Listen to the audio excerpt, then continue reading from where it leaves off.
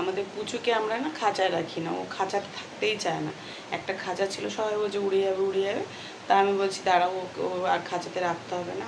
আমার বড় খুব কষ্ট পায়। আর দেখো না, বাইরের থেকে চলে এসছে, আর এসে আমাদের বাড়িতেই পোষ মেনে গেল ঘরে।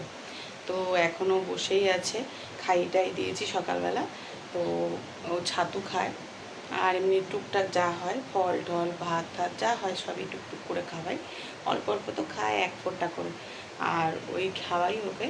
এখন আপাতত ওরকম বসে আছে, কখন মুড চাপবে আবার ঘুরবে সারা ঘরে। আর চলো তোমাদের চা করছি দেখিয়ে দিই।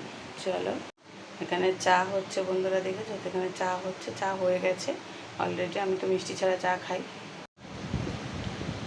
এই চা নিয়ে এখন বসে পড়েছি, এখন চা খাবো। চাটা খেয়ে তারপরে চলে যাব কাজ করতে। এখন মানে রান্না তো পরে করবো, কারণ আমাদের বেলাতে খায়, রান্নার অত চাপ নেই, কিন্তু করতে তো হবে।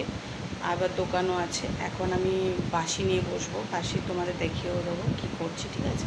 এখন চাটা খেয়ে নিয়ে আরামসে, একটু চা আরামসে না খেলে ভালো লাগে না, তাই না? চলো, ও এই বাসিগুলো আমরা তৈরি করে, দেখেছো? এগুলোকে বডি লাগিয়ে দিয়েছি, এখনও পেছনে এগুলো লাগাতে হবে। তো দেখো, এগুলো হচ্ছে